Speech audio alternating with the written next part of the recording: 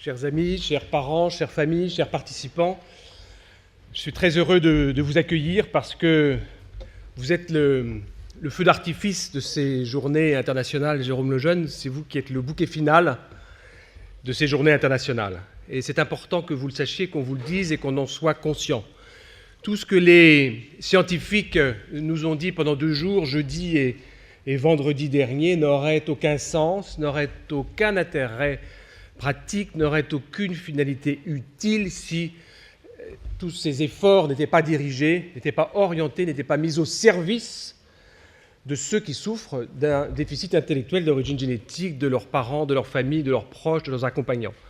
Donc c'est vraiment pour nous très important de resituer cette séquence d'aujourd'hui dans ces 2 jours. Et si on a mis cette séquence à la fin, c'est pas parce qu'on s'est dit il faut les rajouter, on n'a pas de temps, on les met le samedi après-midi. C'est parce que vous savez que dans l'ordre des défilés, des processions et des cortèges, c'est ceux qui viennent à la fin qui sont les plus importants.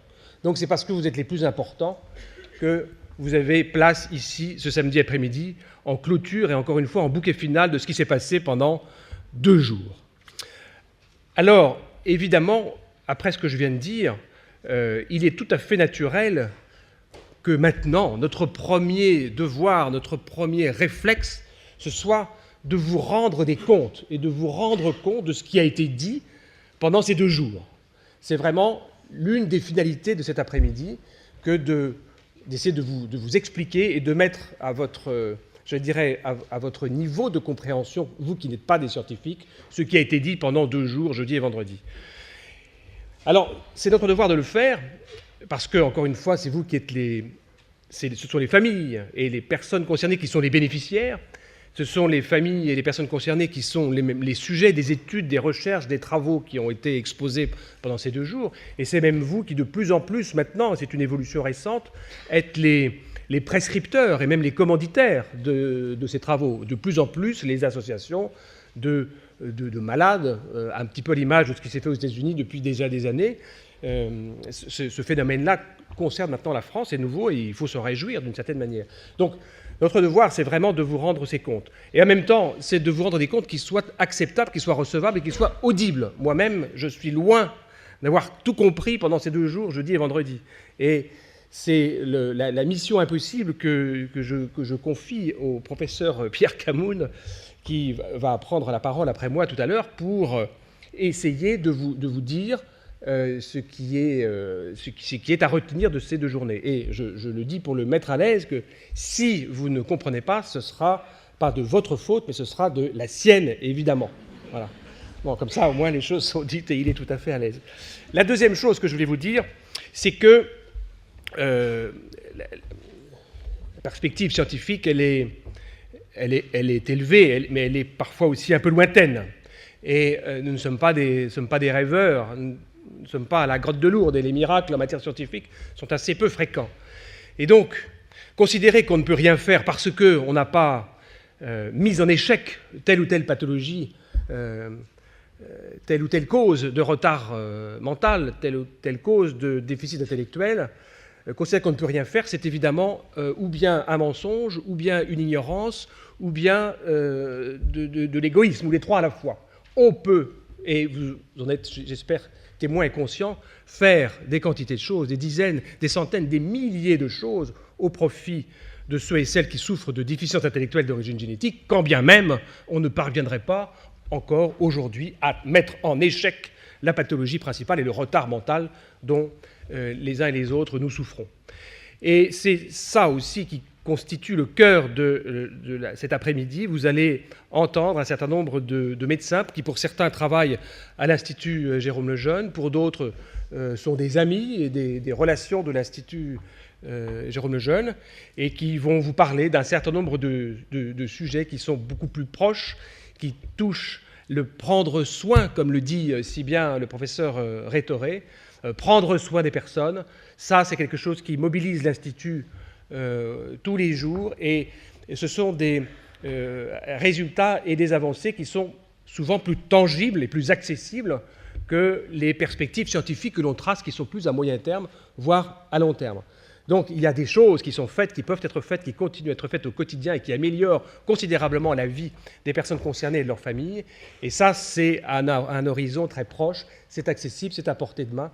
Et il n'est plus acceptable de dire qu'on ne peut rien faire, quand bien même on ne peut pas mettre en échec le fond même de la pathologie.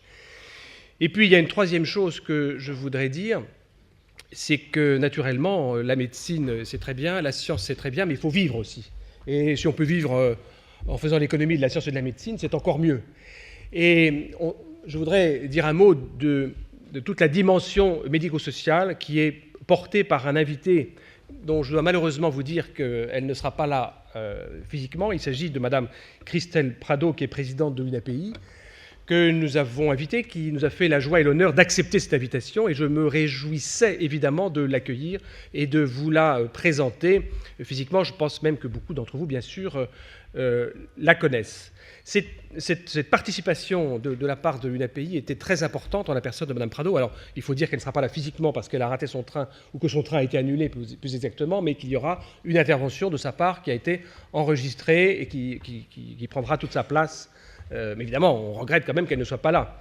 Mais je voudrais dire à quel point nous sommes proches historiquement de l'UNAPI, et je parle évidemment sous le contrôle, bien sûr, du professeur Rétoré, qui le dira à son tour. L'UNAPI, il faut le dire, il faut le répéter, est une union d'associations qui, historiquement, a été la première à porter le souci des personnes souffrant d'une déficience intellectuelle. À l'époque, on parlait d'enfants inadaptés. C'était ça la terminologie. Et c'est normal que ce soit des associations. C'est normal parce que derrière, il y a des parents et que les premiers responsables de la vie et de la santé des enfants, ce sont les parents. Donc, tout spontanément, c'était évidemment aux parents qu'il revient le soin et la préoccupation et le souci de porter la question du handicap mental, de la déficience intellectuelle. L'historicité du travail de l'UNAPI est à souligner, c'est 1947, les premiers parents qui se mettent ensemble pour faire quelque chose, et en association, et après ça en groupement d'associations, et pour porter ce souci-là au pouvoir public. Donc il faut bien insister sur ce rôle, cette place historique fondamentale qu'a eu l'UNAPI et qu'a toujours l'UNAPI. C'est un petit peu, pour prendre une comparaison que vous me pardonnerez, nous avons, nous, à la Fondation Jérôme Lejeune, une sorte si vous voulez, de positionnement. C'est un petit peu comme le Nouveau Testament et l'Ancien. L'UNAPI, ce sont les grands frères. Ils ont commencé bien avant. Ils ont une historicité qui est bien supérieure à celle de la Fondation et bien même aux travaux de Jérôme Lejeune, puisque 1947, c'était 10 ans avant la découverte de la trisomie 21 pour ne s'intéresser qu'à la trisomie 21. Enfin, en même temps, l'UNAPI, ce n'est pas que de l'histoire, c'est aussi une action concrète, et on sait à quel point notre société aujourd'hui, à travers les efforts qui ont été faits pour améliorer la situation des personnes qui souffrent d'une déficience intellectuelle, ont été le fait de l'UNAPI, de l'engagement de l'UNAPI. Pour ne citer par exemple que la loi du 11 février 2005, on sait la part qui a été prise par l'UNAPI, par les membres de l'UNAPI, et je pense en particulier à notre ami Patrick Goé, dont on sait toute la place qu'il a eue comme délégué interministériel aux personnes handicapées. Donc je voulais vraiment dire un mot et soutenir vraiment dans votre esprit, si c'était encore besoin, souligner l'importance de cette fédération d'associations. Voilà, j'ai terminé. J'aurais simplement pour terminer vous dire un mot, parce que c'est d'actualité. Il se trouve que lundi, après-demain, je vais être auditionné par M. Chaussy. M. Chaussy, qui est un parlementaire, député, vous connaissez peut-être, qui s'est illustré avec la question de l'autisme. C'est lui qui a fait la loi qui est responsable de la loi sur l'autisme, qui est assez rare. Il y a assez peu de lois qui sont liées à une maladie. D'ailleurs, heureusement, parce que s'il fallait faire autant de lois qu'il y a de maladies, tout le Parlement n'y suffirait pas, malheureusement. En revanche, il a reçu une mission du Premier ministre sur l'image de la personne handicapée.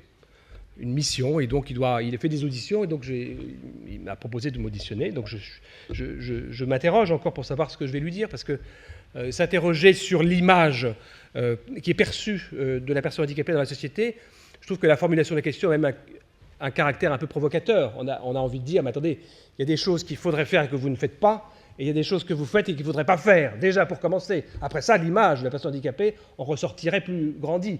Mais l'image de la personne handicapée, ça ne se décrète pas comme ça. Il y a des choses qu'il faut faire, il y a des choses qu'il ne faut pas faire. Bon.